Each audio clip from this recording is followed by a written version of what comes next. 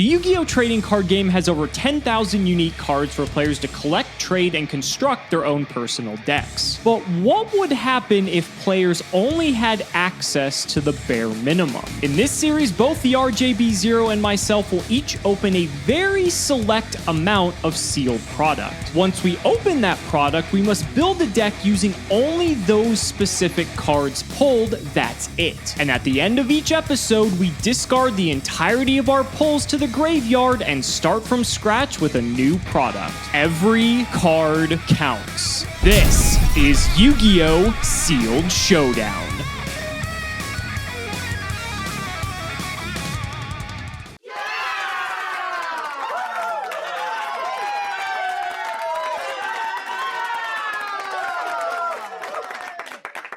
Honestly, guys, I think we really dodged a bullet in the last episode with Robert's empty jar strategy. That had the possibility to get very bad very quickly, but thankfully good old Crab Turtle came through for us, and now we are back on top. But for this episode, not looking forward to this one. Pharaoh's Servant is a very interesting set, and by interesting, I mean, yeah, it's not great. The largest issue with Pharaoh's Servant moving into Sealed Showdown seems to be the fact that there's a lack of a lot of playable trap cards. And while you don't see any right here, once we get a little bit later down, we're going to be skipping over a lot of cards because most of them are just nigh unplayable. Well, folks, I knew what I was getting myself into. Just because it was a fun strategy does not mean that it was gonna be good. It turns out the key to a strategy that involves Cyberjar and milling out an opponent through a lock requires you to get both the Cyberjar and the crucial parts of the lock. It was a playground Yu-Gi-Oh! Deck. I wanted to give it a try, and one of the things that I love about this format as a series is the fact that all I lose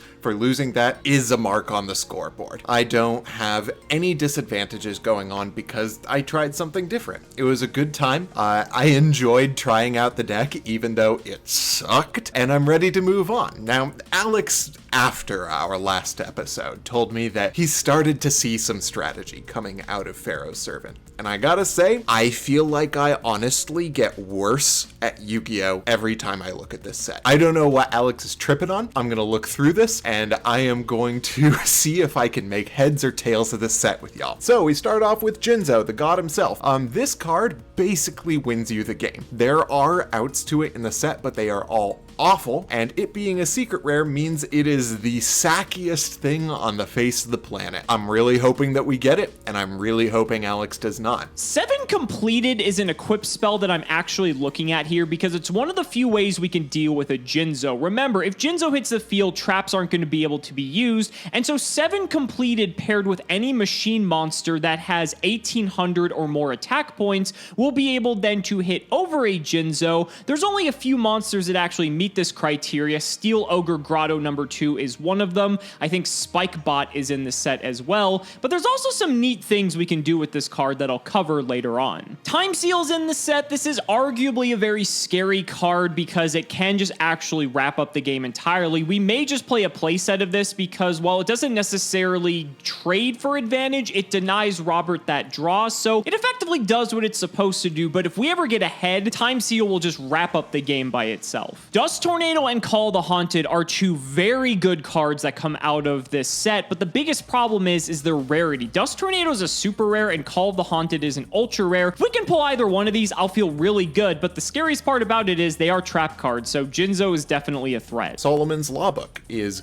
garbage, as are many of the cards in here. Earthshaker is one of them. However, it is one of the most crucial pieces of garbage. Earthshaker is a trap card that allows you to select 2 monster card attributes and your opponent chooses one of them to destroy all of on the field. This is basically going to end up being a trap version of Fissure, a very conditional trap version of Fissure, where your opponent will always choose the attribute with the lowest attack points on their side of the field, or that has the potential to clear your side of the field. Mirror Wall is another game changer at the super rare slot. And then we start to get to just some of the absolute shittiest cards ever printed in Yu-Gi-Oh! Gus, Driving Snow, Armored Glass, World Suppression, Mystic Probe. Like, these cards are just so bad, and I don't think there's like any conceivable way we can make use of them. Now, DNA Surgery is where things get rather interesting. Pharaoh's Servant is notorious for the DNA Surgery Insect Barrier combo, and realistically, because we have a lack of spell and trap removal, that could be the meta for this episode. But what's fascinating is that DNA Surgery actually isn't out to the same combo, because whatever the most recent activated copy of DNA Surgery is live actually takes precedence over the other one. So if we establish the lock and Robert has a DNA Surgery of his own, he can then call any attribute and the lock is then broken. However, we can also use this in tandem with something like 7 completed, turn our monsters into machines so we can equip them with the 7 completed and actually get a higher attack stat and be able to take over the game from there. In a format that doesn't have a ton of removal, that may actually be a viable strategy. Backup Soldier is a surprisingly potentially useful card in this format. I thought in my brain up until now that the attack restriction is weaker. 1500 or less may actually come up in this. Ceasefire is hilariously bad in this set. It seems like it would be amazing since it's 500 points of burn per card. However, it's only effect monsters. Cards we're probably not going to be playing except for Jinzo, and if your opponent has a Jinzo, Ceasefire isn't going to matter anyway. Magical Hats, again, could come up. Nobleman of Crossout is a great card that we may find ourselves using, and Nobleman of Extermination is a bad card that we may see ourselves using. Premature Burial is an auto-include if we do open it, but again, ultra rare, so not super likely to happen. Prohibition at rare could actually come up if we identify one of the best cards in Robert's strategy. We could play this. This may be a good side deck card, but it could be main deck worthy. Unironically, Morphing Jar number 2 may just make its way into the main deck because, funny enough, this does out Jinzo. It outs a lot of things, actually, and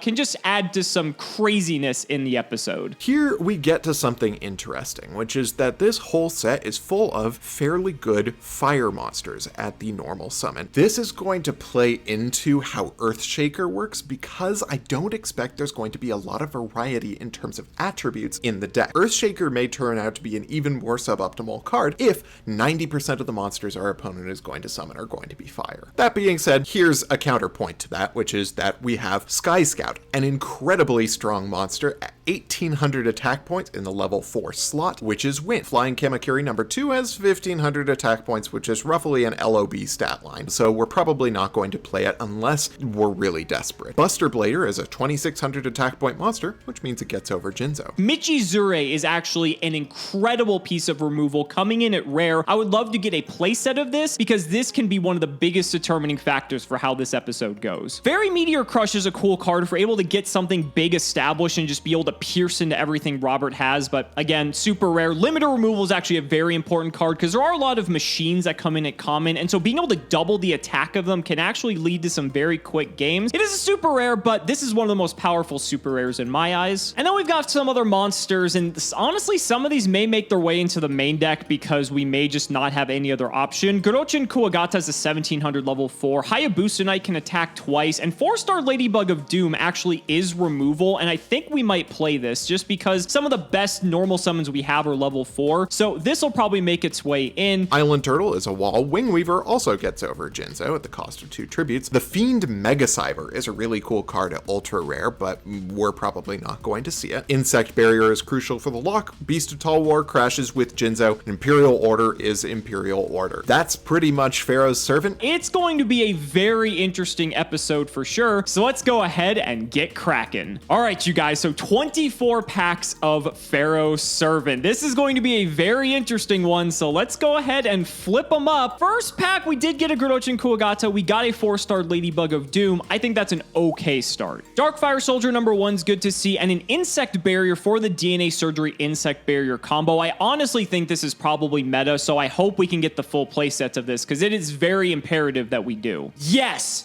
this is exactly what I want to see more of. Our first copy of Michizure, we got an Overdrive, which isn't a terrible level 4. 7 completed as well. I actually like this idea of doing the DNA Surgery thing for 7 completed, so I may go with it. It obviously depends on how good the pulls are, though. All right, opening our first pack.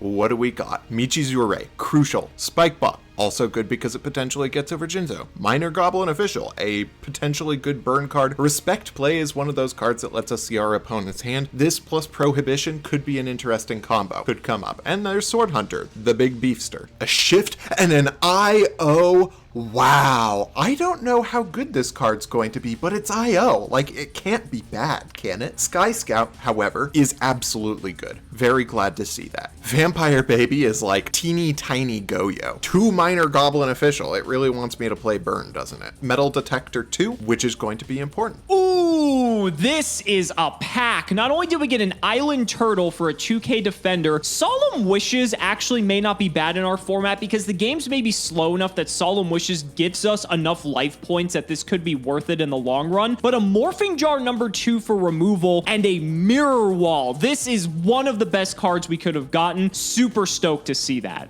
Wow, and it just keeps getting better. A second Morphing Jar number 2 for removal. That's fantastic. But we also got a limiter removal. Robert will never play around this card because it's a super rare. There's a lot of good machines that come in at common, and this is a good card not only for just being able to close out games, but it is an out to the inevitable Jinzo if one of us eventually pulls it. Shut up. Shut the fuck up. That's the wrong secret rare. We wanted the goddamn Jinzo. Oh my god. Imperial Order typically is a very, very strong card, but this set is almost completely devoid of good spell cards. I don't know how I feel about this. I think I probably still play it because it does break the DNA Surgery Insect Barrier lock, and it does stop some of the other spell shenanigans in the format, but god fucking damn it, do I wish that was a Jinzo. Man, that sucks. There's an Island Turtle for walling and an Insect Barrier. I've gotten 2 Insect Barriers so far.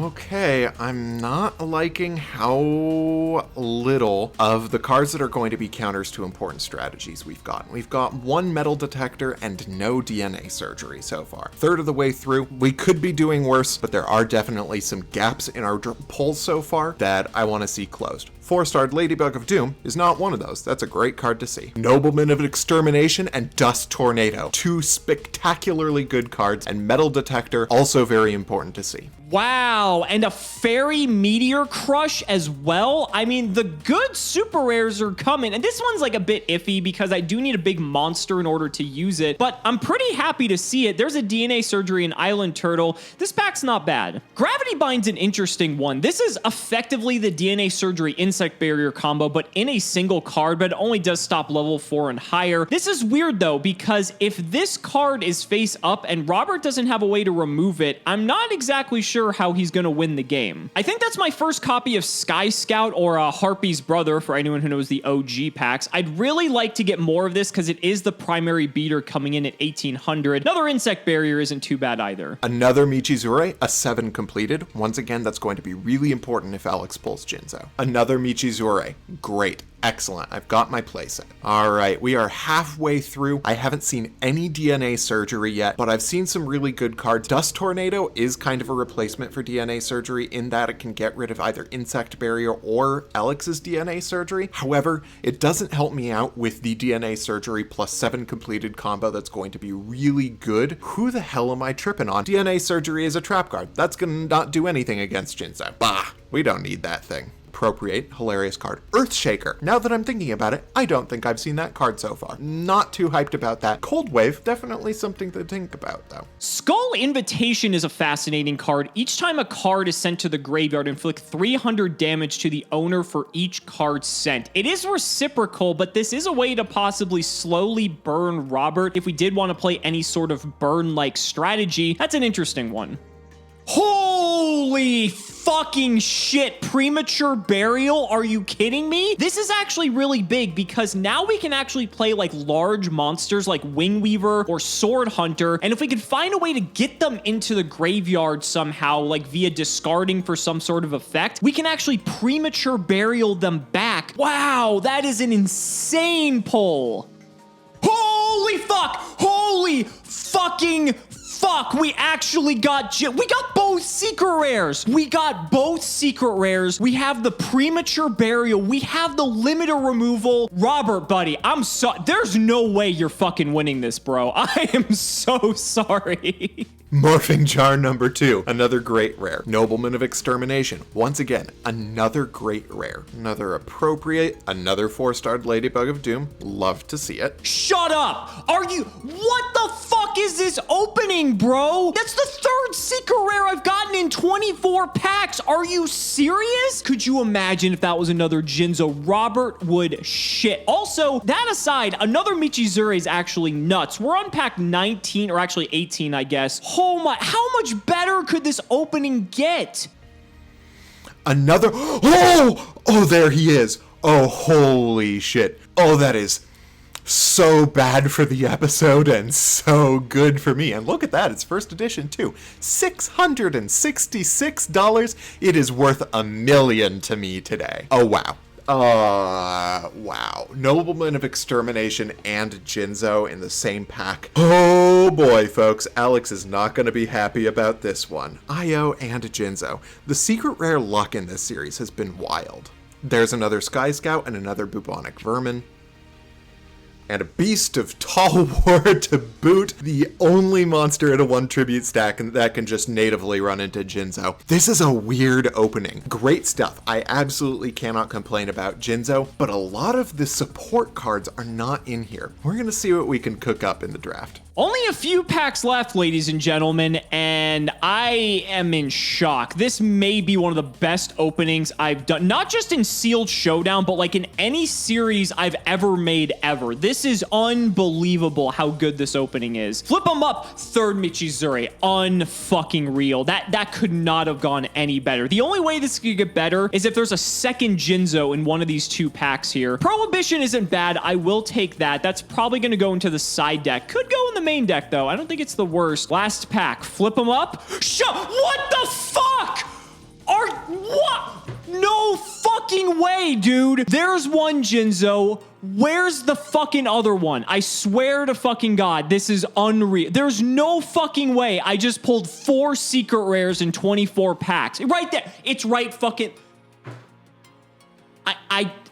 I don't know what's going on. I don't understand what's going on. Robert, strap in, buddy. This is going to be a hell of an episode. All right, folks, here it is. This was a really odd deck building process. I got a lot of really good cards, but also missed out on a lot of very important cards. Things you'll notice here, I only got 1 Earthshaker, and I didn't get a single copy of DNA Surgery, really hoping that does not come up. I do only have 2 copies of Pyramid Turtle and 2 copies of Sky Scout. These are 2 of the most powerful monsters in the episode just on their own, because one has 2,000 defense and one has 1,800 attack. I do, however, have 3 4-starred Ladybugs of Doom, which are going to be very important to that. Let's get into the deck building, and I'll elaborate a little more along the way. Of course, we've got our 2 big boys, Jinzo, because he's Exodia, and Beast of Tall War, because he's got the same stat line as Jinzo. These cards are fairly good payoffs at 1 tribute, and I have a lot of monsters that are probably going to survive the turn. Anything bigger, and the sheer amount of removal in this game is going to probably make it not worth. 4-starred Ladybug of Doom is going to be one of the best cards in the format because of all the level 4s that we're going to have access to. Bubonic Vermin is a card that replaces itself when it's flipped face up. Very, very important for our strategy, especially because it gives us the opportunity to go into Beast of Tall War or Jinzo. It also has synergy with Insect Imitation because I can get another one for my deck after flipping it face up actively, and then I get a free monster, plus I can use Insect Imitation to go into Girochin Kuwagata. I then have Morphing Jar number 2. Only got 1. This is really going to be only important if Alex pulls out something big like a Jinzo, just to get rid of it and start the game going again. I have 3 of each of the Darkfire soldiers. I really want to play around Earthshaker as much as possible, because if Alex plays Earthshaker, I want to see if I can only have 1 attribute on the board at the same time to make that card less useful. On the flip side of that, I do have some monsters that do not line up in terms of attribute. Girochin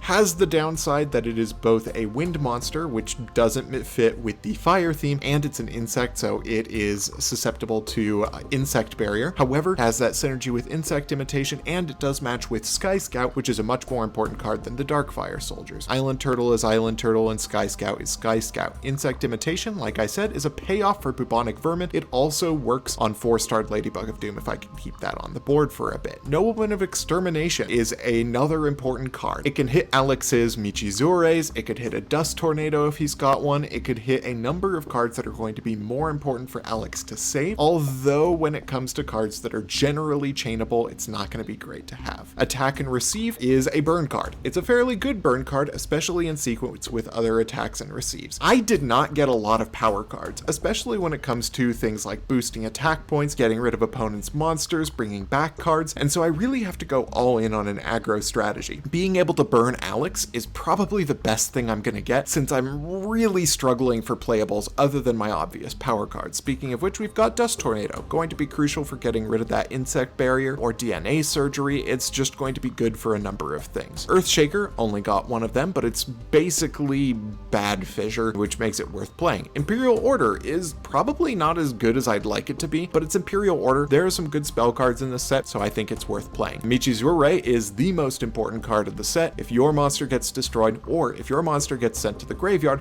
you can destroy your opponent's card. Fairly good card that we've got right there. Shift is a battle trick that lets me redirect Alex's attacks into monsters that I want him to. Skull Invitation is another burn card, and if I'm going full aggro, and I do think I have better monsters than Alex does for the most part, this card is probably going to be worth having just to make that game go a little bit quicker. And then finally, 3 Time Seal. Time Seal is probably not a terribly good card in this format, just because of the likelihood that your opponent can stall you out for game. That being said, if your opponent has Insect Imitation, all that you really need to deal with that is a Dust Tornado, an Imperial Order, or a Jinzo. And if I've got one of those 3, then I can out that loop, which means Time Seal becomes a really good card because it allows me to slow down the game long enough for me to get one of my power cards. That's the deck. I've got a lot of weird things going on here, but honestly, the set is just garbo, and so the fact that I came up with something representing a decent strategy is really impressive to me. Let's look at the side deck really quickly. We've got 3 Cold Wave. I don't know when this is going to come up because I don't know what the rhythm of the game is going to look like, but there's a good chance that it comes up, and so I want to have it there since I got 3. Another Nobleman of Extermination. If Alex has a lot of chainable cards that have conditional activation requirements, Nobleman of Extermination is going to be important. I have some responses to the burn strategy in Gift to the Mystical Elf and Numinous Healer, as well as Solemn Wishes. If Alex is really going hard on burn, I just want the opportunity to increase my life points, and each of these does that by a fair amount. Metal Detector can help me keep myself out of a DNA surgery lock for a turn. I don't expect this one to come in very much, but it may be useful, and it negates Call of the Haunted. So if Alex gets one of those, I'll probably be in better shape for having it. I'm gonna be honest with you, I don't have a lot to do with the side deck right now. And then finally, Light of Intervention. If Alex goes heavy on flip cards like Morphing Jar number 2, this card's gonna be pretty crucial to stop that from happening. There's not much to this set. I came up with probably the most boring strategy I could have. I have some godly cards though, and I'm hoping that that's gonna carry me over the line here. Let the record show that this may be, in the history of pack openings on the online pack simulator, one of, if not the absolute best pack opening of all time for Pharaoh's Servant. This is nuts. This is absolutely insane. I'm so happy we got these pulls, and I feel a little bit bad for Robert, to be honest, but who knows? Maybe his luck was just as good as mine, and we're gonna have an absolute bloodbath on our hands. But this is the deck we are bringing to today's duel, and honestly, I couldn't really ask for more. I think it's pretty well rounded. We got most of, if not absolutely everything we could have asked for and more, and so let's go ahead and do the card by card. First up, 4-star Ladybug of Doom. When it's flipped up, destroy all of level 4 monsters your opponent controls. What's nice is that this isn't reciprocal, so it's only going to affect Robert's monsters. I considered trying to play around this and playing more of the level 3 monsters, but some of them are just so weak. I think the strongest level 3 is like 1300 attack or something, and we don't really have like ways to get monsters like shifted into different positions very easily. And so because of that, I decided that yes, while our deck does play into this, I figure it's better that we just have to do that and then overcome the fact that this card is in the format because the level 4 monsters are just way too strong. Next up, speaking of switching monsters battle positions, I never thought I'd be playing this card, but 1 copy of Bite Shoes. So this is a flip monster that says change the attack or defense position of 1 face-up monster on the field. The card must remain face up. So this is a weird way to out stuff like Jinzo because we can switch the Jinzo to defense. It's only 1500, so then any of our level 4s can get in and hit over it. I'm sad I only pulled 1 copy of this card because it is technically like a way to remove stuff off the field. Even if there's like a big threat that's out that I can't clear, I can switch it to defense with Bite Shoes and then be able to hit over it. I can switch Island Turtle to attack position and kill it as well. So again, just really sad I didn't get more of it because I think this card's actually pretty decent. Next up, not 1, but 2 copies of the man himself, Jinzo. This is going to be nuts. That's all I'm going to say. Next up, 2 copies of Morphing Jar number 2. This is one of the few ways we can actually out a Jinzo because it shuffles all monsters back into the deck, and then we re-excavate monsters to put them back, and Jinzo is not level 4 or lower, so we can't get him back, but we could just get him back in the deck for later. This is a pretty decent card to have a couple of, just because if Robert's board gets out of control, we can try to contain it a little bit. Then for the beaters, 2 Darkfire Soldier number 1 and 1 Darkfire Soldier number 2. Very weird distribution on that. 3 Gorochin Kuwagata, 3 Island Turtle as our defensive wall, because only a few things actually hit over this without any sort of boost or battle trick. 3 copies of Overdrive. This is a 1600 attack beater, so it's the smallest of the bunch, but it is a machine, so that means it does synergize with limiter removal. So I did want to at least have a few of these in here. Also, Jinzo's a machine, so that's just broken. And then 2 copies of Sky Scout, being the strongest of the bunch at 1800. Only pulled 2 of these, so that's a bit unfortunate. And then I'm also playing 1 Twin-Headed Fire Dragon. It's not Jinzo, but it's a 2200 attack tribute, so that means it can clear an Island Turtle. It can get over basically anything else if we can establish it, and so I figured it's a nice card to have to be able to poke over stuff that may be difficult to get over otherwise. For the spells, there's only a few of them. 3 copies of Insect Barrier to pair with our 3 DNA Surgery. This is the ultimate combo if we can establish this, because then Robert will not be able to attack us. 1 limiter removal just to pair with Overdrive to be able to deal with stuff or maybe close out games, so I figured that's pretty good. And then 1 copy of Premature Burial. The fact that we pulled this is nuts, because if we can get back a Jinzo, if Robert somehow manages to clear it once, then the Premature Burial should probably just be able to wrap it up from there. For the traps, the DNA Surgeries, a lot of cool stuff we can do with this card. 2 Imperial Order. I still can't believe this. I am playing this even though our spell count is so low. Imperial Order is specifically good for dealing with the Insect Barrier lock, so if Robert's playing the same thing, which I have a hunch he's going to, then this card will be able to deal with it rather well. 2 Light of Intervention. So a few of the ways Robert can actually deal with Jinzo specifically are the flip effect monsters, the Morphing Jar number 2s, the Bite Shoes, and a 4-star of Ladybug of Doom can also be a problem. So Light of Intervention's in here to make it so that he can't set these monsters face down, so they won't get their flip effects, which means our board won't be hindered, and we should be able to win very easily if we get this card established. It is a bit reciprocal, because if we're losing, we can't use our Morphing Jar number 2 or our 4-star Ladybug of Doom, but I definitely think it's worth the risk because we should be in the driver's seat most of the time. 3 Michizurde. This card is just nuts, being able to remove a monster anytime one of ours gets destroyed. 1 Mirror Wall. If Robert thinks about attacking, he's going to definitely regret it. I am going to get him back for that Mirror Force. And then I decided to play a Solemn Wishes as my 40th card. Just getting one of this out on the field. These games tend to go very long, so if we draw like 5, 6, 7 cards, that's 25 to 3,500 life points off of a Solemn Wishes, and so that's enough to withstand a couple of hits, so I figure it's kind of worth it, especially if the games do go very long. And with DNA Surgery, Insect Barrier, there is a likelihood that that could happen. For the side deck, I've got 3 copies of 7 completed. I did mention this combination with DNA Surgery to turn everything into a machine, because then we can equip them with 7 completed and hit over some of Robert's monsters. It does make everything actually doubleable via limiter removal as well. I'm not sure about this one, so I decided to side deck this until I see what exactly Robert's up to. I also side decked the Fairy Meteor Crush because I don't really think this card's that good. It's only good if we get it on a big monster, and it doesn't help us hit over Island Turtle, so that kind of sucks. 1 Prohibition for if Robert's playing something just really degenerate, so that way we can just call the name and then he won't be able to do it. Only have 1 of this though, so I don't know if we'll bring it in. 3 Driving Snow. So I did decide to play this because if Robert's playing like Nobleman of Extermination, or if he did manage to get a Dust Tornado, Driving Snow then effectively turns into a piece of spell and trap removal for myself. There are a few cards that can destroy trap cards, and so I figure it's maybe worth playing a couple of these if Robert did get like 3 Noblemen of Extermination. It's possible, it's just not super likely. I also didn't know what else to put in the side deck, to be honest. 2 Gravity Bind. I don't know if I'm going to play this because my deck is all level 4s, but if I want to slow the game to a screeching halt until I get to Jinzo, then this is a card I could definitely consider. 1 Minor Goblin Official. This card is actually just terrible, but I thought it was really funny. If Robert's life points are 3,000 or less, he'll take 500 damage during each of their standby phases, so it will effectively close the game out in 6 turns, but again, I don't think this card's very good. 2 copies of Shift. This basically just redirects attacks or targeting effects. There's not many of those, but being able to redirect an attack seems pretty good. A 2nd copy of Solemn Wishes. I figure if the first one proves to be pretty good, and if the games go excruciatingly long, playing another copy of this to gain even more life points, that's 1,000 to draw. Like, that's pretty big. And then we do have a Time Seal. I could arguably swap this for the Solemn Wishes because this does something instead of really nothing most of the time, but Time Seal's a bit of a weird card, and I'm not sure in Sealed if it's going to be that impactful,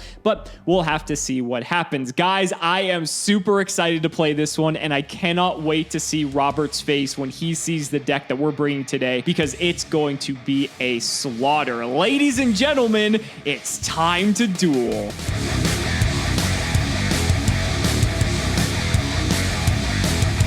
Robert, welcome back to another episode. I just want to start off by saying I want to apologize for the war crime I'm about to commit on camera for all to see. And I'm also sorry that you're going to be the one that has to bear the brunt of it, because there's not really many other ways to put it. You are fucked, my friend. Oh boy, I am looking forward to it, Alex. Let the nightmare commence. Yeah, when you were talking off camera before we started recording about how just tragic this set was, I was holding my tongue until we started recording, because this is going to be very funny to see how this plays out. How do you feel? Dear. How do you feel? I got a really interesting set of cards. It was very heavy in particular directions and very light in others. The fun part of that about that is it gave me a very particular strategy. The not so fun part is I am concerned that there are some gaps in my coverage.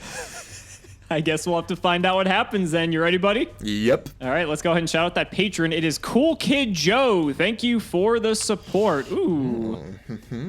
Can we beat him on the crack? Hey, I guess not. all Is this right. the first time you're going first? It is the first time I'm going first. Wow. Let's get this party started. All right, I was going to say that this is a terrible hand, but I forgot to draw. Let's see what it gives me. Okay, that actually is a usable card. Not something I would really describe for servant with, but okay. Not a lot of that to go around, but let's start with a series of set cards. There's a lot of setting that's going to be happening in this set. I imagine. Wow, 3 back row. I did not imagine that happening, I'll be honest. Well, it's your go. Time for you to right. see what they are. I'll go ahead and draw. Okay. Anything in the standby phase? Nothing in the standby phase. All right, we'll head to main 1. My hand is a bit interesting. What would you set, Robert? What would you set? There's a few cards I can think of off the top of my head. Thank you for that. Yes, there you are did set a probably monster. some traps in this set that I would set. There was a few. Yeah, I think there was a few traps. Definitely more than LOB for sure. Oh, definitely. I'm not going to be hitting you with a two-pronged attack this episode. Of course, I wasn't hitting you with a two-pronged attack that episode either. Notable sets in this include what? There's like Island Turtle. There's Morphing Jar number 2, although that'd be a weird card to lead with, I guess. Other than that, there isn't really too many things that are like crazy to set. It could just be that, it could just be a bluff on top of it. So, all right, let's go ahead and see what you're working with. I'm going to start off with the good old Darkfire Soldier number 2. A classic for this set. And we'll go to battle and we will hit into your Island Turtle. Yep, no amount of fire is going to beat an island, Alex. That's fine. I'll go ahead and take the 300. I'll go to main 2 and I'll just set a card and we'll pass it back. Works for me. Let's see what we get. Oh, that is a card. Well, Alex, I am probably going to disappoint you a little bit by setting a back row and letting you go. All right, I'll draw. Anything? Nothing. Fascinating. All right. It seems we are at an impasse when an unstoppable Darkfire Soldier number 2 meets an immovable Island Turtle. Yes, indeed. With that said, I will go ahead and set a card, and I will also set another card, and I will just pass the turn. Go ahead. Another monster. Interesting. Well, there are a few cards that really make committing to the board in this set a little bit of a shaky prospect. I agree. And I am thinking that both of them make summoning another monster probably not worthwhile for me right now, but they're probably things I also need to clear kind of ASAP. I am going to advance the game state is what I'm going to choose to do. I'm going to normal summon Sky Scout.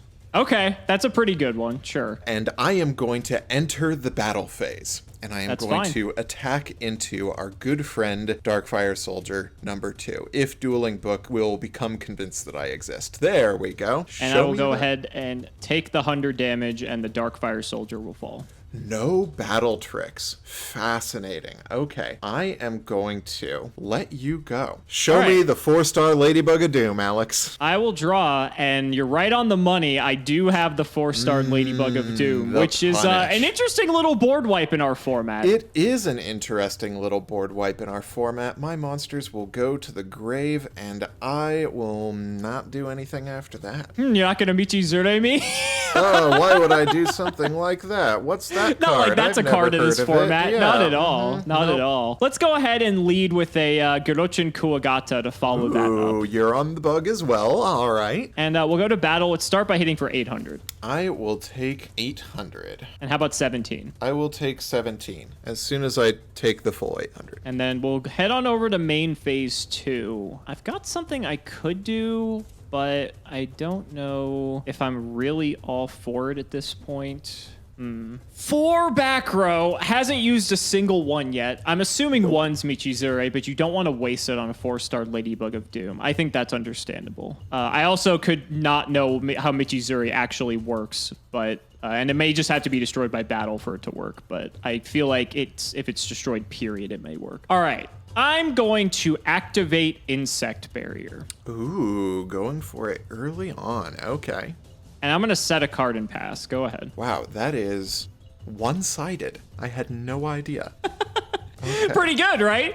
It is pretty good. Main 1, I am going to. Surprisingly difficult situation to deal with, an opponent just having 2 monsters for my hand right now. I will set a monster and I will end my turn. Okay, during your end phase, and this is where things are going to get very interesting, I'm going to boy. activate Solemn Wishes. Oh god, that card. Yep.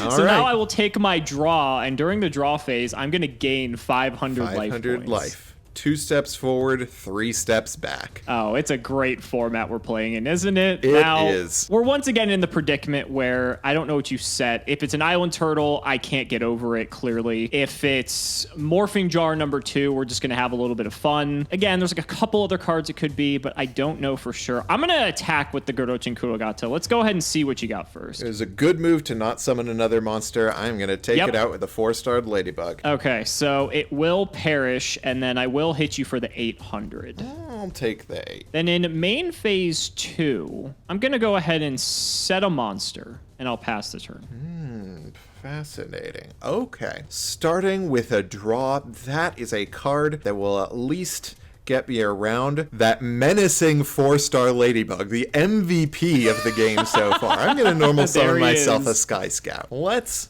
get in. Attack with that Sky Scout. Now, you would be able to get in with that Sky Scout Oh, if I would I? didn't have DNA surgery. That would be a problem, Alex, were it not for my Dust Tornado. Wow, you actually pulled it. I pulled the Dust Tornado, which I'm going to use to target that Insect Barrier. Yeah, that's unfortunate. Okay, And then- so Insect Barrier will go, and then the attack will go through, and I will go ahead and take 1,000 damage. Sounds good to me. In the main phase 2, I am going to continue to fill up my back row and let you have your fun for the turn. I will draw, Solemn Wishes will trigger, and I'll gain 500. Indeed it will. Nice to replenish those life points that I just lost. Thank you, Solemn Wishes. Surprising amount of gameplay this episode. Yeah, I'm kind of shocked, actually. There's some interesting back and forth going on that I was not expecting. I feel very similarly to you, where like I don't want to go all in and commit just because there are certain cards that are very annoying that we have to deal with in this format. Yeah, there's a lot of punishing for having more than one monster on the field. Surprisingly, yeah. And, you know, we joke a lot about this set, but I guess that's what happens when you have a lot of trap cards in the format. Indeed it is. I think I'll just pass, Okay. actually. Go ahead. Yeah, my intuition is telling me that that's probably the best move. Okay, so that could be a 4-starred Ladybug of Doom, which would be unfortunate, but it wouldn't kill me. It would be strange if you hadn't flipped it to take out the Sky Scout immediately. It could also Now be an you're Island thinking. Turtle, which Could be. is a booty. It's a big booty. And it could be something like a bubonic vermin, which would hang out for a while, long enough for you to put a tribute summonable monster on the field. That wouldn't also be the worst thing in the world. I think the most likely scenario is that that's either the 4-star Ladybug or that's the Island Turtle, and one way or another, no matter the card, it is beaten by Beast of Tall War. Wow, you pulled that. I pulled the Holy beast. shit. Okay, sure. Yep. Let's start by going into that monster. And even if it's the 4-starred ladybug, I don't care. You did call it correctly. It was the ladybug. Got around it. All right. You did. It is your go, Alex. Can I just say, I really love Beast of Tall War's artwork. It's actually just a sick-looking card. It's so cool. It's so classic Yu-Gi-Oh! All right, so I'll draw. I will gain 500 from Solemn Wishes here. Yes, you will. And then I'll go ahead and we'll just set another card and pass it over. Go ahead, buddy. You know, not a lot you could do. I am going to... Oh, you're going to keep gaining life points. Oh, that's so annoying. Isn't it great? Solemn Wishes has already given me, what, 1,500 life points? 2,000 at this point? 1,500 looks like by the log there. Quite a few. It is putting in a surprising amount of work because you just have to keep putting monsters on the field, and unless I gain field advantage over you, you're just going to gain life points over time, which does not help if I'm trying to go on the aggressive. Sorry, I keep getting distracted by Beast of Tall War. The dude has a literal 8-pack.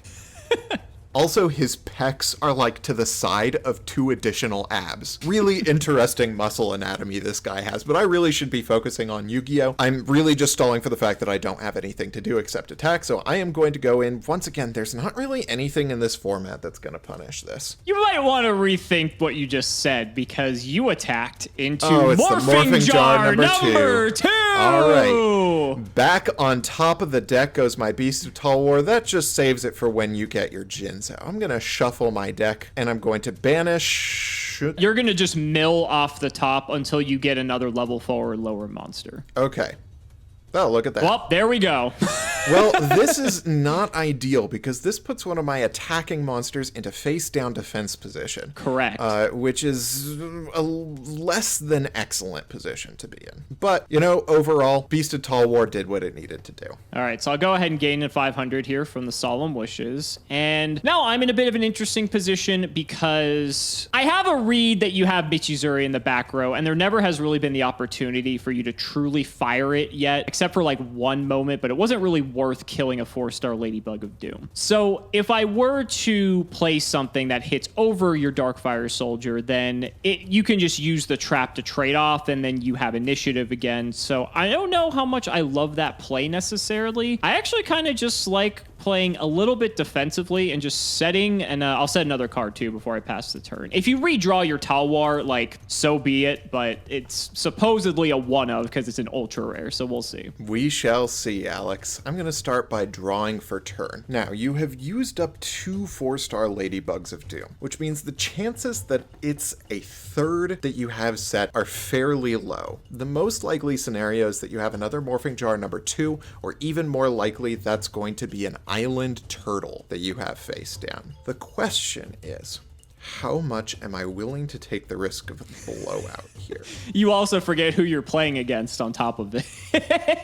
Oh yes, I should never underestimate Alex Simo's heart of the cards.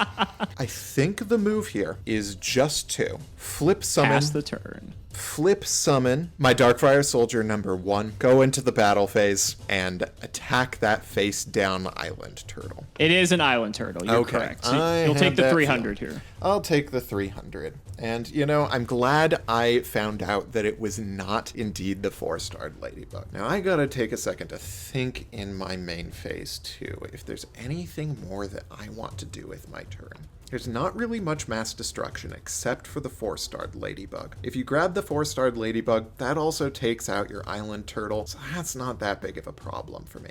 I'm going to, in my main phase 2, normal summon Darkfire Soldier number 2 to make sure I continue putting on the pressure.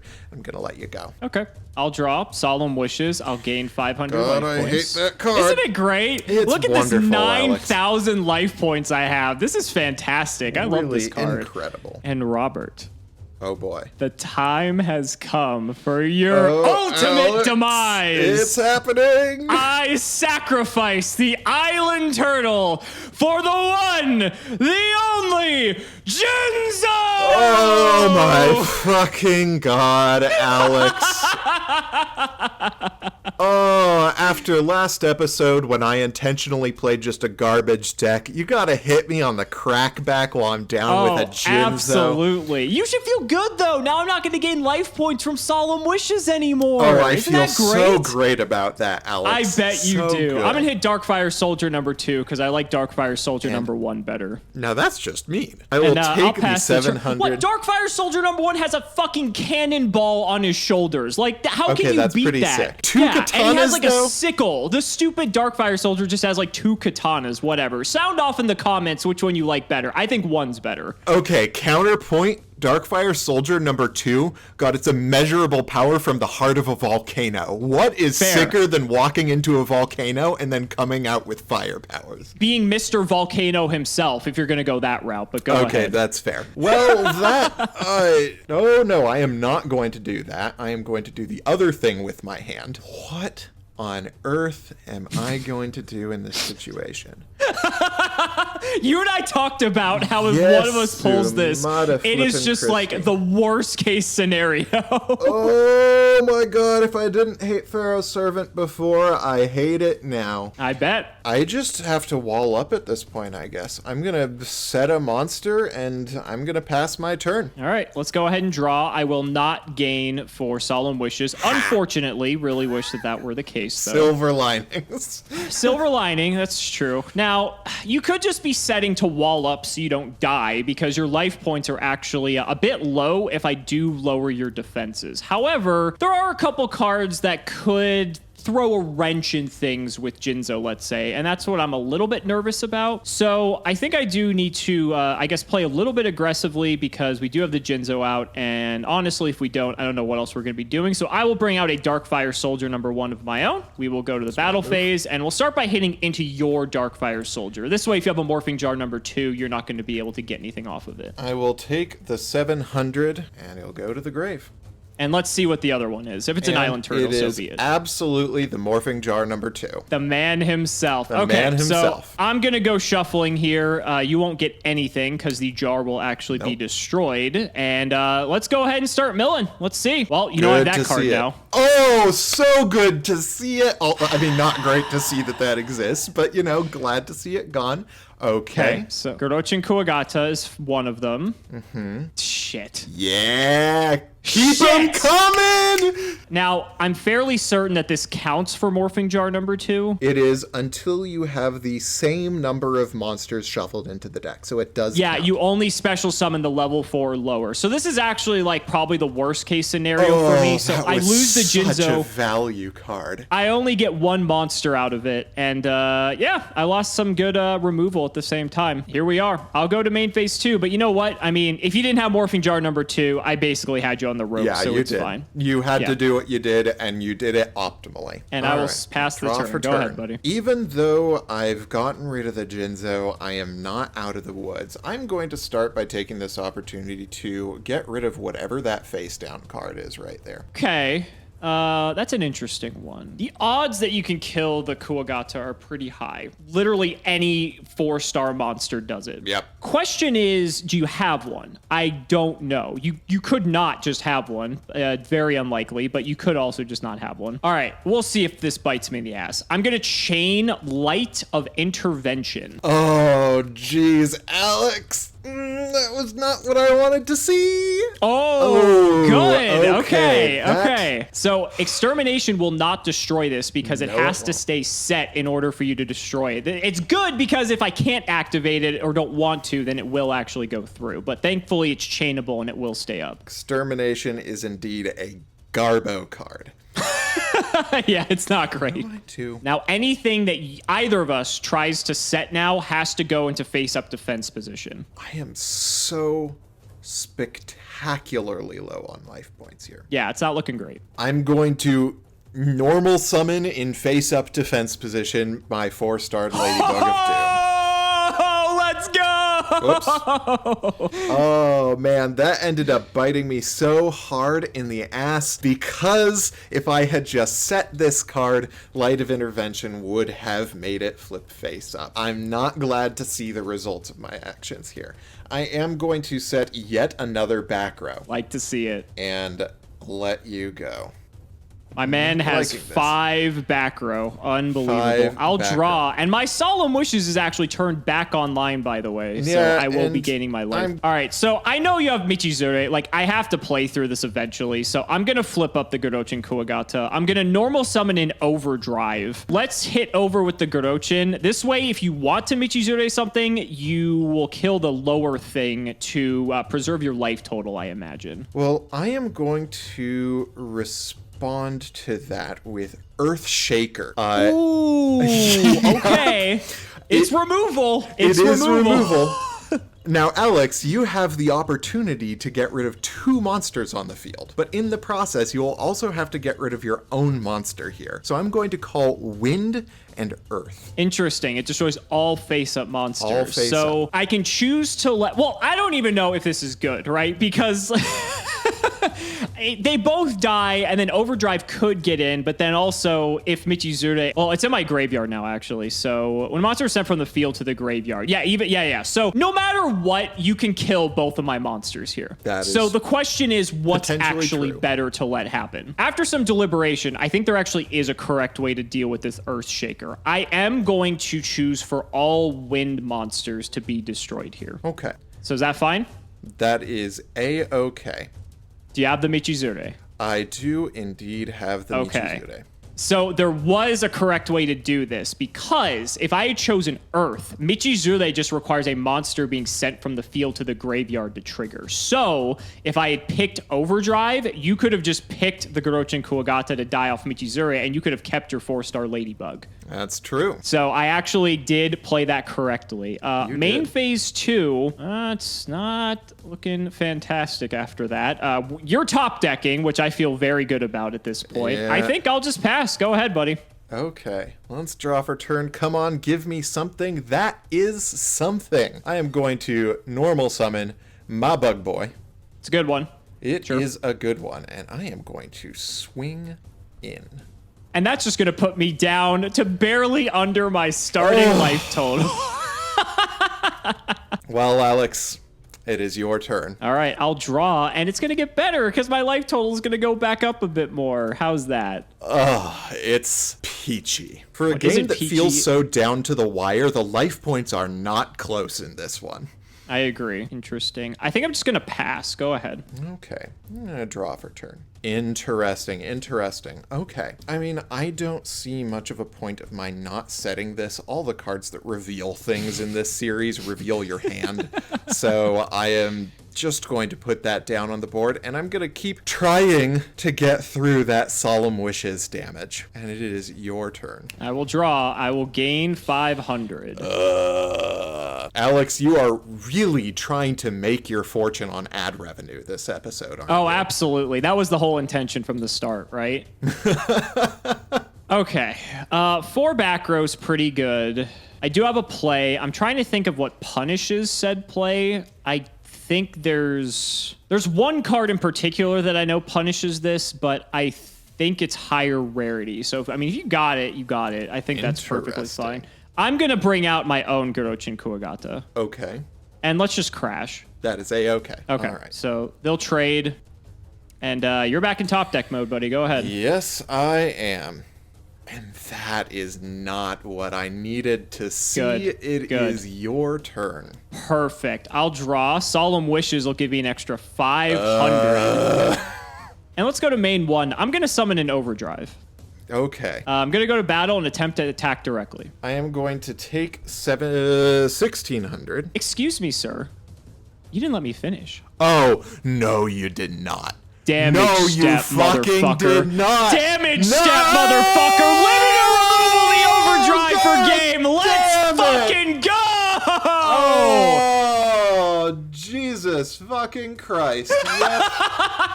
Well, that was... yeah, that happened. Woo! Okay. Concede God. button's in the bottom left corner, buddy. Yeah, it's just gonna take me a while to get my motivation to continue living back. What a terrible game. I admit defeat, Alex. Both in the game and in my soul.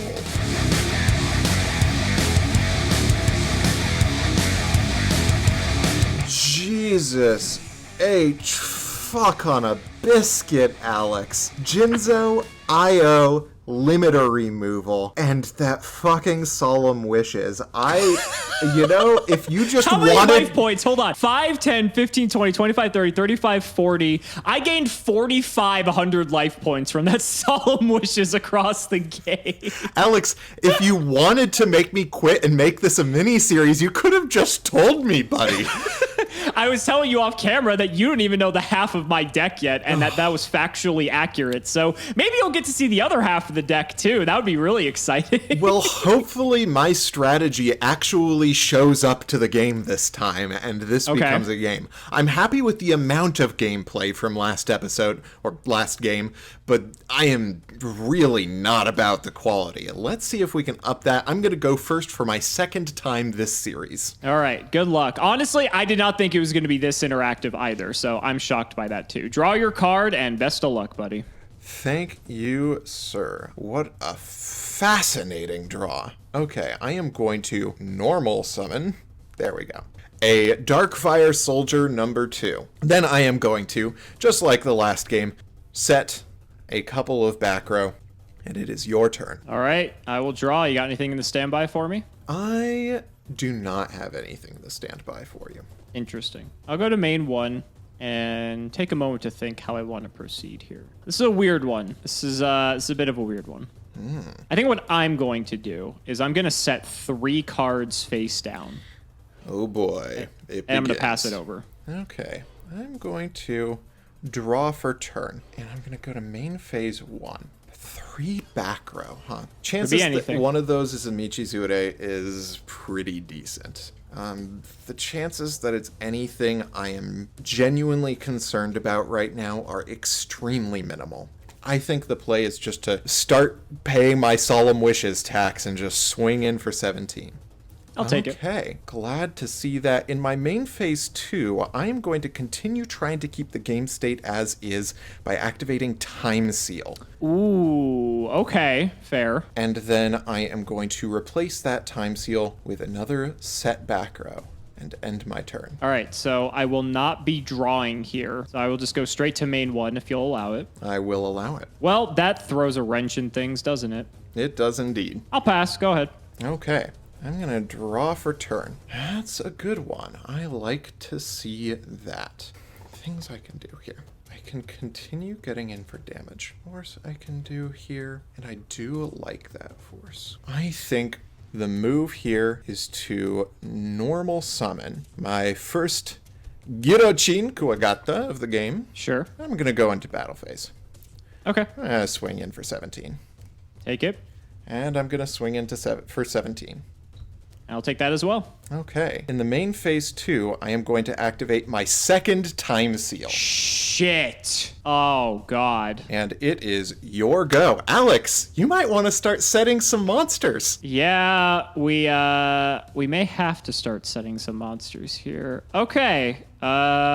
My life points are getting kind of low, so I will set a monster and I'll pass the turn. Okay, the fact that you are setting a monster now and you are not setting a monster before tells me that that card is exactly Morphing Jar number 2. A fact that does not make me enthusiastic, but it really makes my game plan pretty clear here. I am going to enter the battle phase, and I am going to attack into it with my Darkfire Soldier number 2. So you're pretty convinced it's a Morphing Jar number 2, huh? I have a fair amount of certainty, but you know, it could be anything. It's Pharaoh's servant. It could be anything. It could also be a 4-star Ladybug of Doom. Get wow, punished, idiot. There is the punish. My monsters will go to the grave, and it is your turn, Alex. Ooh, and I actually get to draw? You really? finally get to draw a card, Alex. Oh, I actually didn't turn auto draw back on. There we go. Okay, now we'll draw.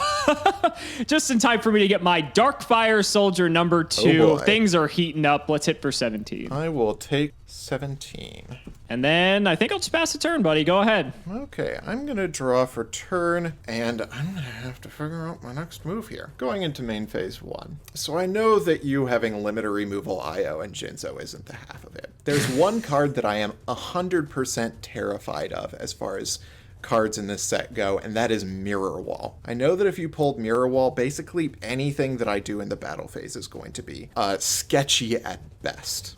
Wouldn't that be unfortunate? It would be deeply unfortunate, and that still doesn't change the fact that I probably just have to normal summon another Girochin and go into battle phase and swing in. I can see why you'd be afraid of the good old Mirror Wall. I got nothing, so we'll trade. Okay. All right. That is protection for a turn from Jinzo. Right on time, buddy. Hit in for 17. Okay, that's fine. I'll take the 17. The fact that you do know I have Jinzo changes this dynamic very substantially because now you have to make sure that I never just have a monster sitting on my field because otherwise Jinzo could just come down and is nearly impossible for you to deal with. It is a absolutely garbage state of affairs. Where's your third Girochin Kuwagata, Rob? You know? Felt so confident with those time seals a couple turns ago. Quickly how that shifted. It really shifted. That punish with the 4-star Ladybug was excellent. Oh, God. I am going to set a monster, I guess. And it is your turn. Okay, so he's setting. Could be a few things. So, could be a 4-star Ladybug of Doom. That trades 1-for-1 with this, which is fine. Could also be Morphing Jar number 2. I mean, I don't know if you would set that now. I mean, maybe you'd have to just out of like desperation because your life points would be starting to get in range of just getting very low. Could also just be an Island Turtle. And like, honestly, I think that may be the best case scenario for you if it is. Let's go to battle. I'll hit in. I think it's just safe not to commit anything. And that is the smart decision. It is indeed the 4-star. That is exactly why I did not want to do that. So both monsters will die. I will go to main 2. And now I'm trying to think how I can set up for a potential Jinzo play. I can Playing the psychological warfare you card. might think that I have it, and so that you have to keep playing this way. And I'm kind of okay with that. My life points are also getting precariously low, which is a little bit concerning. A little bit concerning. I'll go ahead and set a monster, and I'll pass it over. Go ahead. That seems sensible. I'm going to draw for turn. All right. If that's something like a 4-star Ladybug, then it's going to be a problem for me, basically, no matter what. If it's an Island Turtle, it doesn't really matter what I do. It sets you up for a Tribute Summon. If it is a Morphing Jar number 2, you're a madman. I've been known to do crazy things, Robert. I have seen history of you. Alrighty, Alex. I am going to, continue on the path we've been on so far. I'm going to normal summon myself a Darkfire Soldier number 1. Sure. And I am going to swing into whatever this is. It is a Overdrive, and I will Michizure the Darkfire Soldier number 1. That is pretty good. It's your turn. If I keep you off of monsters as well, that's also pretty helpful for me. You're not wrong. Just because then your Michizuris become less good. That's an interesting draw. Okay. Well, I mean, this might be, slightly telegraphed at this point, but I'm going to go ahead and activate Insect Barrier. What? And I'm going to set a card and pass. I have no idea what you could have. I know you have a Dust Tornado, though, so that's the only thing I don't like about this, because that would break the lock. Well, I'm going to walk right into the trap that I have no idea exists. I'm going to go into battle phase. I am going to attempt to attack. Show me the Dust Tornado. I do indeed have the Dust Tornado. It's a one of, well, I mean, you could have multiple of it. So is Jinzo, Alex. I'm going to take out that Insect Barrier. Sure. All right. So at I'll least take I 1700 on goddamn hope Jinzo's a one of. Dear Yesy Almighty, I am going to. Oh boy, what do I need to do to set up for what happens next? I'm gonna set. If you got something like Premature Burial or Call of the Haunted, that does not bode well for my ability to deal with something like Jinzo. But it's your go. Okay, so I'll draw. That was the wrong decision hitting Insect Barrier because I have another one. Oh, well, yeah. I had to do it. Go ahead. I'm going to draw for turn. You could have multiple Dust Tornadoes. It's a super. I could have multiple Dust Tornadoes. I am going Just like I could have multiple Jinzos. It's possible. It's true. What's the move here? Oh, I think, that's you know, your situation's a lot more likely, but... You know, God, Insect Barrier is a hell of a card. Isn't it great? This is such an old school combo. I love it. It's real good. You're down to 1,200 life points, and there's basically nothing I can do about that fact. Set another monster, end my turn. During the end phase, Robert, What the hell are you going to pull on me here? I'm going to activate Solemn Wishes. Oh, for fuck's sake! Let's get all these life points back, shall we? I'll draw, I'll gain some life points, and I guess I'll just set a card. Yes, you and I'll will. let you go. I don't know if you can crack this, but if you can, be my guest, buddy. Well, this is what this game has become. Man, and you have 3 more cards in your deck than I do. If this comes down to that, I am in the struggle zone. I'm setting a monster, and I am going to end my turn. I will draw, and I'll gain a nice 500 additional life I points, am courtesy of sure my you Solemn Wishes. will. Don't you love my 3-card combo? Isn't it incredible? It's gorgeous. It is my favorite thing to see, Alex. The unfortunate part is that this doesn't actually kill you. And so, you know, I need to start doing something about that at some point. You've been setting monsters. You could just be setting monsters to purely just not die if I do end up getting a Jinzo established, which is understandable. I mean, I think that's reasonable enough. So then the question becomes, how do I want to navigate this particular situation? I've got you under this lock, and the onus is on you to really break it, to be honest. Not that there aren't cards that can't break it. There are a few I have in mind. Question is, how many of them are you playing? And I don't know the answer to that. I'm going to set a monster, and I'll pass it over. Incredible. Okay. I'm going to draw for turn. And Alex, tell me, how does it feel to have it used against you? I summon the god himself, Jinzo! My God. Yep. I'm going to send my set island turtle to the graveyard. Deserved. And 100% deserved. I am going to begin trying to take out some of this field presence that you've got. I'm going to start by attacking, which was the first one that you set? The first one was the center one. The center one? Okay, that makes sense. I'm going to begin by attacking the second one. Okay, so it was a Darkfire Soldier #1. Good thing I walled up with to it. see it. Okay, and I'm going to attack in and hope that isn't the Morphing Jar #2, but this was the right move if it was. It was the right move on your end. Okay. Shuffle them up, baby. Let's go. You know, it was inevitable that that was going to happen eventually, so they're going to go to the top of the deck. And that's all monsters, not all face up, correct? It's all monsters, yep. Okay. You stopped me from getting a monster, so that's pretty good. I did indeed. Banish 1, okay. Like to see it. Banish 2, love to see it. Banish 3, excellent. Wow. Okay. Wow. And I am going to... That puts me in a very strange position, doesn't it, Alex?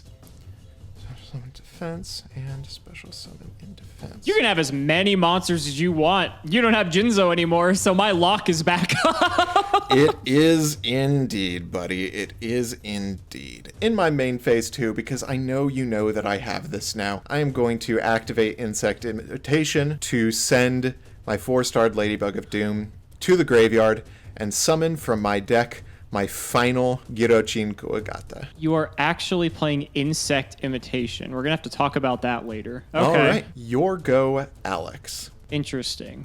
I'll draw. Solemn Wishes is back online, so I will gain 500. And in response, I am going to activate Light of Intervention. I can't have you pulling the same 4-starred Ladybug of Doom on me. Fair. To be fair, I mean, with Jinzo active before, that card wasn't doing anything anyway. So yeah. Go ahead, buddy. Let's see out the lock. All right, I'm going to draw for turn. That's not going to do it. I'm going to go main phase 1. I'm going to set a back row. I'm going to set a monster. I can't do that. I am going to keep that in my hand, and I am going to let you go, I guess. I'll gain the 500. God, if folks thought that my deck last episode was degenerate.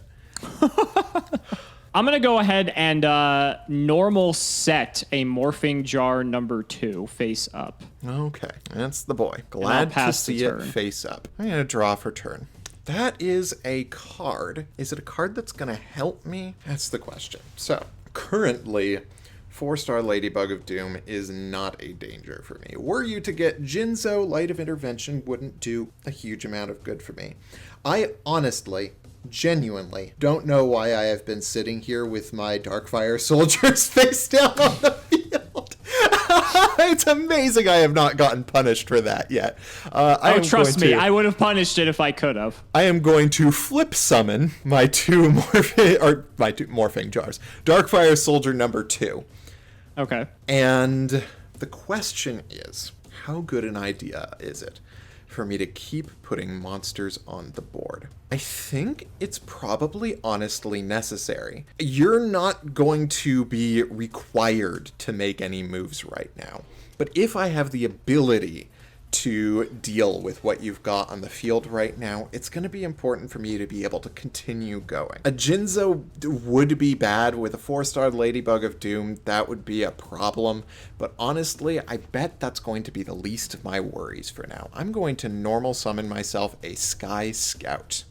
Okay, sure. And I am going to end my turn. I'll gain another 500 life points, courtesy of my solemn wishes. You will. And let's have some fun. Tribute the Morphing Jar number 2 for the boy himself making his return. And we'll go to the battle phase. We'll kill off the Gorochin Kuwagata for 700 points. I will take 700. And I'll go to main phase 2. I will set a card. It's going to load at my back row, and I'll pass it over, buddy. I'm going to draw for turn. Oh, boy. Okay. Well, I am going to normal summon in face-up defense position my Island Turtle. Okay. And formidable. I am going to set a back row, and it is your go. All right. I will draw. And no solemn wishes is the silver lining of Jinzo being active. It's fair. It's a fair card. It's a fair card. Very fair. We'll go to the battle phase. I don't know why you left these in attack, buddy. I'll go ahead and hit for 700. I'll take 700. I had a reason, and it's not a good reason in retrospect. I can understand, not wanting to just get run over by any monster, leaving them in attack. You have a little bit of life to work with, so I get it. I'm going to... But I'm getting close enough that limiter removal is going to be an actual problem. I am going to change this to defense. I don't have that card. What are you talking about? What are you talking about, Robert? I don't have limiter removal. Here. Dear Jeezy Crazy. What do I do here? Honestly, what do I do? What cards get me out of this situation? I honestly think you need to draw your own Jinzo and crash into mine. And even then, that's not very good, because then the insect barrier lock is back and you can't kill me. So that is true. You're in a bit of a rock and a hard place here. I am. There is a combination of cards that I do think saves me here. I am going to end my turn. All right, we'll draw. Let's just keep hitting. What do I want to take out this time? I want to sequence this in such a way that if I do get some monsters, I can take out your other smaller ones. Let's take out the Island Turtle this time. That is the best move, Alex. I'm going to send that to grave. We'll go to main 2, and I think I'm just going to pass the turn. Go ahead. Draw for turn. Ooh, that's not what I wanted to see. You also have Talwar, too, and Talwar could crash with Jinzo as well. So you have at least 2 cards that could crash. So I need to start making sure that I always have field presence. There's just... Ooh, that is brutal. That's brutal. I can't actually make a move here. I genuinely can't. It is a bad idea for me to... You out of monsters? Well, there's that. Remember, too, that Light of Intervention's negated by Jinzo, so you can still set stuff face down. So that does... Oh, boy. That does create an option, I guess. I'm going to set a card and then my turn. Gee, okay, I wonder what that could be. I'll draw. All right, so I've got a couple of options here. So I am Now that I mentioned that, I'm almost certain that you have a Morphing Jar 2 set. So I could either hit into the jar or I could hit into your other monsters. You know, either one is fine, I guess. It's not fantastic. Like, if you Morphing Jar number 2 me, you Morphing Jar number 2 me. There isn't like a ton I can do about it. Yeah, one way or another, I end up with the same number of monsters on my field for Morphing Jar number 2. Essentially, yeah. There is another funny way we could do this. And I think I'm going to do it because it sets me up pretty good if you did set Morphing Jar number 2, because I'm almost certain that you did. I'm going to normal summon Island Turtle. What a move. Battle phase, I'm going to hit the turtle into the Sky Scout. Okay. And I'm going to Jinzo into Darkfire Soldier. This way you're on the most minimal number of cards, and I get the maximum number of cards on Morphing Jar if you do happen to have it. That's true. I'll go to main 2, and I'll just pass the turn, buddy. Go ahead. Okie dokie. Off for turn. Well, Alex, this is not a great situation for me. Flip the jar. We know you have it. I am going to... Oh, that would have... No, it wouldn't have done anything. Jinzo's a pretty good card, isn't it? I hear it's okay. I hear it was maybe it was a format-defining card at one point. So I have heard. I am going to need to end my turn. Wow. Yep. Is it not Morphing Jar number 2? I refuse to believe that, but I guess unless you just want me to do it now, you could maybe want me to do it on attack to protect your life points. I guess that would make sense. Right? I think you think my situation is probably better than it is, Alex. Maybe. But that's up to you. It's true. Okay, well, let's hit in. Let's see. What's with the abs in this episode, by the way? Darkfire Soldier number 1 is real ripped, and I am definitely not stalling for the fact that my face down is just a 4-star ladybug. Okay, well, it kills the turtle. That's it good. Does kill the turtle. Yeah, it saves your life points a little bit. I will just pass the turn, buddy. Go ahead. Okay, Alex. And drawing for turn, I am doing the mental math to think there's not really much that I can do about this. This may just be the end of the game, Alex. To get over Jinzo, I need a monster on the board. The dream is alive. The dream is alive, Alex. Okay. I am going to set a monster and let you continue wrecking my shit. You know, it would be nice if I could actually get more monsters to be able to wreck your shit faster, but that isn't happening, it seems. Wouldn't there it goes be another nice? Darkfire Soldier. Go ahead. Come on. No. It's your go, Alex. Okay. All right. Let's see it. Damn. Oh my God. All right. Hit for 24. Yep. Go ahead. Okay. Well, now I know for sure that one of your face downs is not limiter removal. Yeah, I was going to say you'd be dead here. The extent to which that helps me is really defined by my pulling anything worthwhile off the top of my deck. Finally. All right. This should wrap it up, unless that's another 4-star Ladybug of Doom, which all 3 are in the graveyard, so it is not. The only thing that saves you here is Island Turtle, I believe. I guess Morphing Jar number 2 would save you as well, so let's see it. Well, Alex, it is all you again. Yes. That absolutely wow.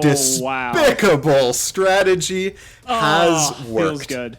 Feels good. Feels good. Good games, buddy. Good games. What are these back rows? So, these back row where one was shift, which under normal circumstances is pretty good. When facing down a monster bigger than everything I have, and also negates trap cards, is not great. There were certainly situations I saw last game where I wish I had it, but I only pulled one. I also had a Solemn Wishes of my own, which fat lot of good that did me. I only pulled one of those too. Other things I pulled one of, including Morphing Jar number 2. Oh, wow. And also, cards I didn't pull, DNA Surgery. I did not have access to the lock. You did not pull a single DNA Surgery? Nope. Oh my God. What's funny is you could have actually still just played Insect Barrier, because if I have DNA Surgery up, the effect's reciprocal. So you could have just Insect Barriered me under my own DNA Surgery. It is true, but Alex, I once again did not read cards and thought that Insect Barrier was a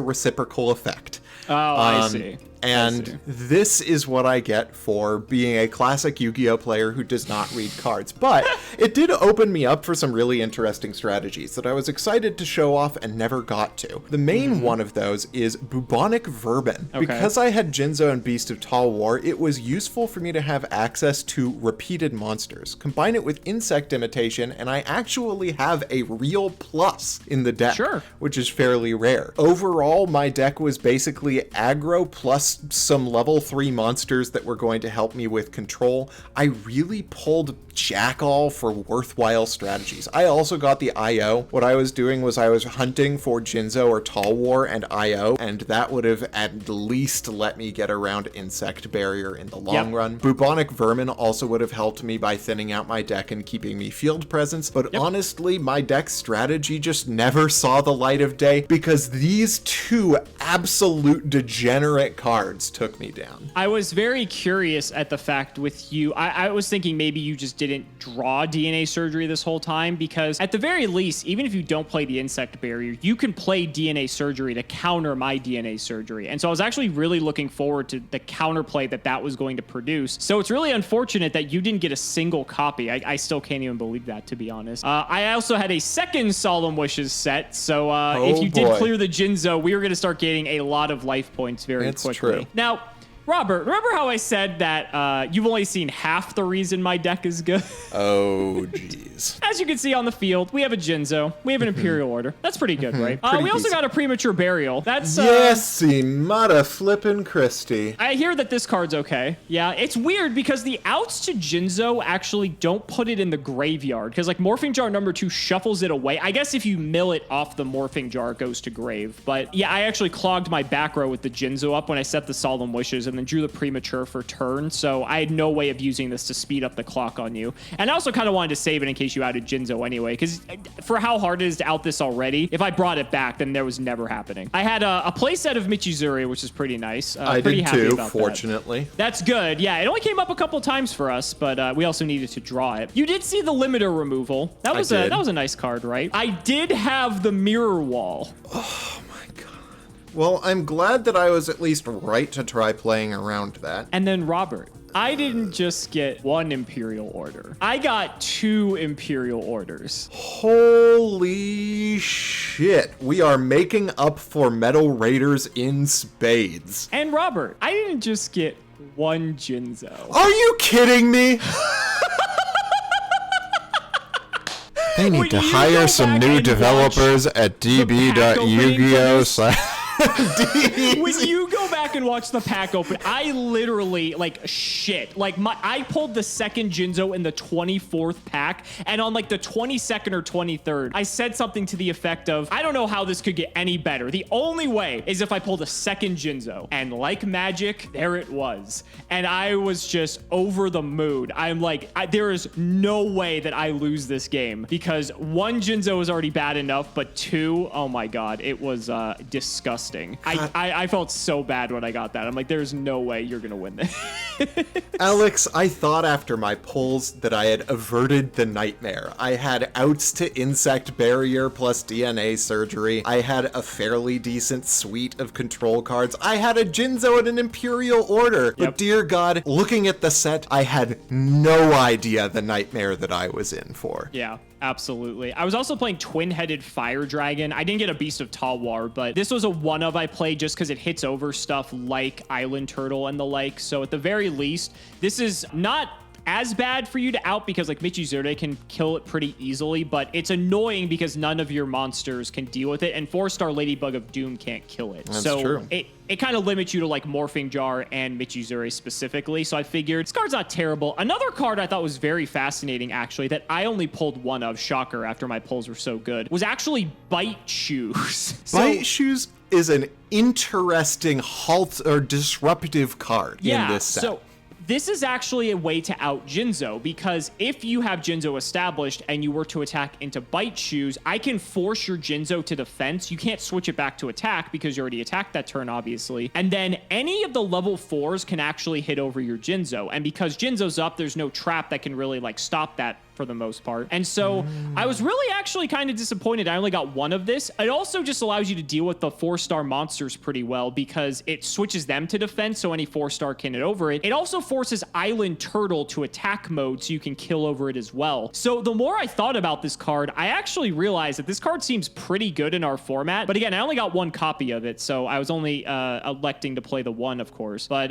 really interesting card that I really did not think would be relevant. But once after reading over it, I was pretty impressed by how much utility it has. Yeah, that's pretty 5-head. I did not expect another flip monster in this set to be worthwhile. I think that's one of the fun parts about Sealed Showdown, though, right? Is that we have to go digging for these cards that were like min-maxing the little strategies that we're coming up with and finding what we think is the meta and then having to figure out cards that could possibly subvert that, right? Because Light of Intervention's a really good one because Light of Intervention hard counters stuff such as Morphing Jar number 2 and 4-star Ladybug of Doom, that if one of us gets in a situation where we establish a couple of level 4s and we Light of Intervention, apart from like Island Turtle, then at that point, there's like no way to deal with that board. And so then the pressure just keeps coming down. So finding those little synergies and those little ways to edge out one another, I think is just like so in the spirit of this show that we would never really get to demonstrate that otherwise, you know? Yeah, absolutely. And speaking of in the spirit of this show, Alex, next episode, we get to do something that Progression Series has never gotten to do. And that's open a side product. Yes, the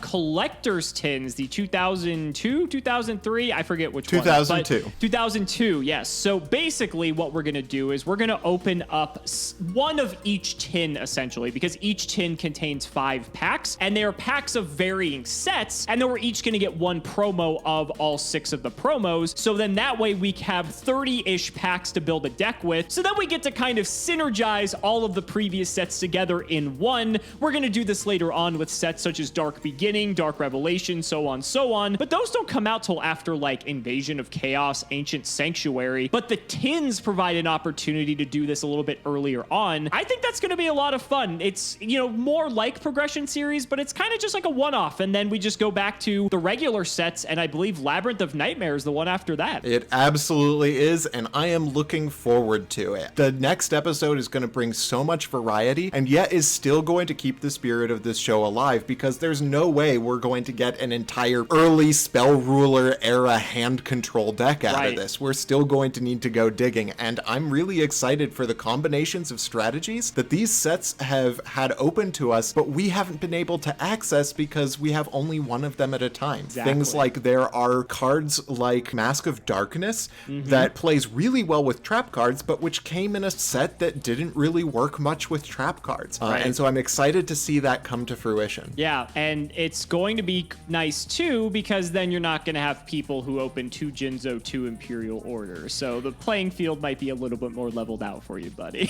Let's hope. Well, Alex, after the ad revenue you'll get from this episode, you probably won't need Patreon anymore, but let's take a moment to shout out our faithful patrons.